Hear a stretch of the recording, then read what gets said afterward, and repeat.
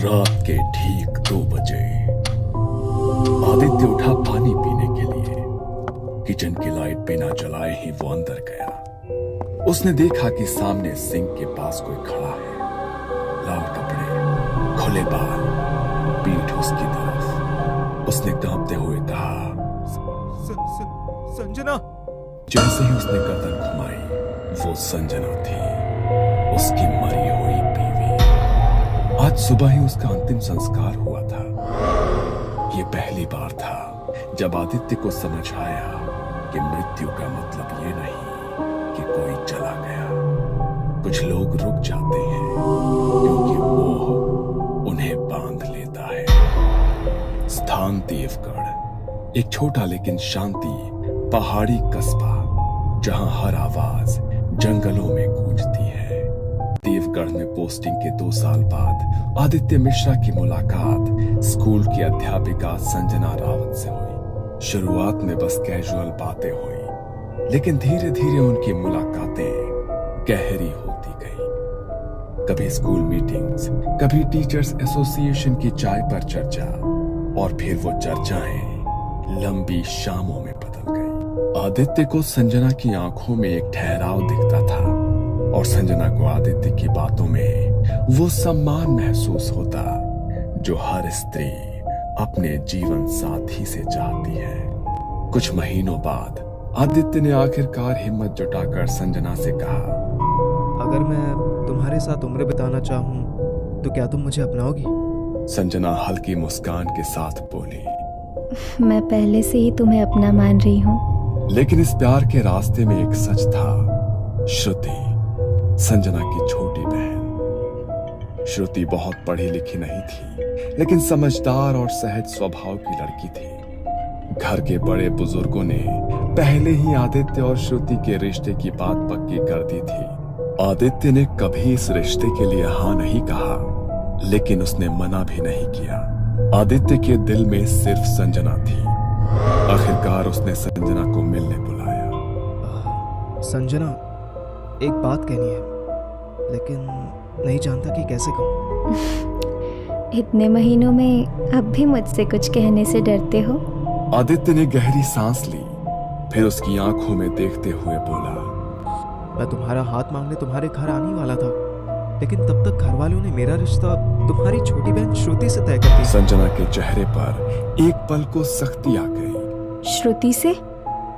हाँ, लेकिन मुझे नहीं पता था कि वो तुम्हारी बहन है। मैंने अब तक किसी को कुछ नहीं कहा है, पर अब चुप नहीं रह सकता। संजना, मैं सिर्फ तुमसे शादी करना चाहता हूँ। संजना की आंखों में आंसू भर आए। वो चुप रही। तुमने श्रुति से कुछ कहा? नहीं, अभी तक नहीं। मैं चाहता हूँ ये बात तुम ही उसे समझाओ। वो समझदार लड़की है, शायद समझ जाएगी।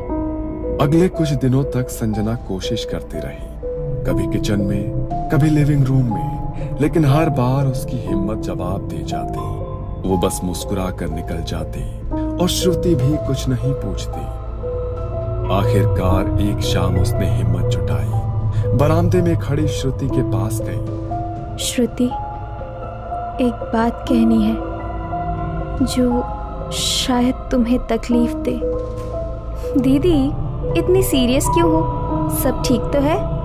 आदित्य, जिससे तुम्हारा रिश्ता तय किया गया है, वो मेरा बॉयफ्रेंड है। श्रुति का चेहरा पल भर को भाव शून्य हो गया। कुछ सेकंड की लंबी खामोशी के बाद श्रुति धीरे से बोली, क्या आप दोनों एक दूसरे से प्यार करते हैं?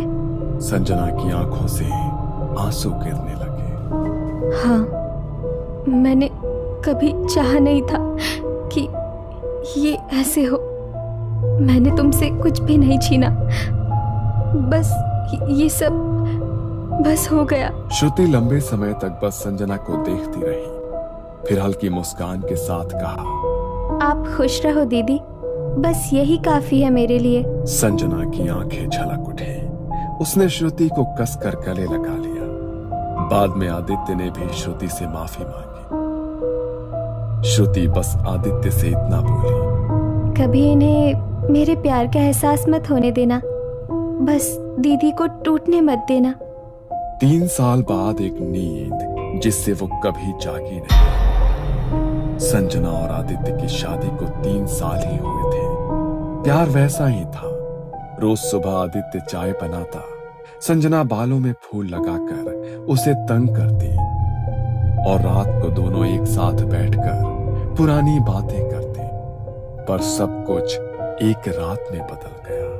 एक रात संजना ने कहा, दिल भारी सा लग रहा है आज, कुछ ठीक नहीं लग रहा। अचानक सीने में दर्द उठा। अस्पताल ले जाया गया, पर डॉक्टर ने सिर झुका लिया। Heart failure. उस रात आदित्य की दुनिया बदल गई। उसके दिल की धड़कन रुक गई। गांव के शमशान घाट में अगली सुबह संजना का अंतिम संस्कार किया गया। संजना को शादी के जोड़े में विदा कर दिया।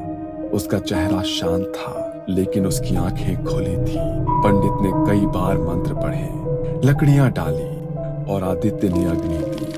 पर जैसे ही आग जलने लगी, साथ साथ धुआं भी उठता रहा, पर शरीर भस्म नहीं हो रहा। चिता पूरी तरह भड़कने के बजाय बस धीमे धीमे सुलग रही थी। लोगों के बीच फुसफुसाहट हुई, ये शरीर त्यागना नहीं चाहती, ये आत्मा मुंह से फंसी है, ये जाना नहीं चाहती। आदित्य ने ये सुना, लेकिन उसकी हालत ऐसी थी कि शब्द उसके कानों में खुलते ही खो गए। बस एक अजीब सा बोझ उसके सीने में बैठ गया। उस रात आदित्य अकेले घर लौटा। घर में एक अजीब सा सन्नाटा था। बीच रात वो किचन में पानी लेने गया। खिड़की से आती चांद की रोशनी में उसने यही देखा कि वो खड़ी थी। लाल साड़ी, खुले बाल, हाथों में वही चूड़ियां, चेहरा अधभरा धुंध में, लेकिन वो पहचान गया। आदित्य का गला सूख गया। संजना? उसके होठ थोड़े हिले, जैसे वो मुस्कुराई हो, और फिर अंधेरे में समा गए। इसके बाद आदित्य को नींद नहीं आई। वो बिस्तर पर लेटा तो जरूर, लेकिन दिमाग उसी किचन के दरवाजे पर अटका था। आदित्य सोच रहा था, क्या सच में मैंने उसे देखा या ये मेरे दिमाग का खेल है? उस रात में कई बार उसने उठकर किचन में जाकर देखा। हर बार बस खालीपन था। सिर्फ फ्रिज की धीमी आवाज और घड़ी की टिक टिक। सुबह होते ही उसने श्रुति को फोन किया। आवाज में घबराहट और अकेलापन साफ झलक रहा था। श्रुति, कल रात मुझे लगा जैसे मैंने संजना को देखा। जीजू, आपको अकेलेपन ने परेशान कर दिया है।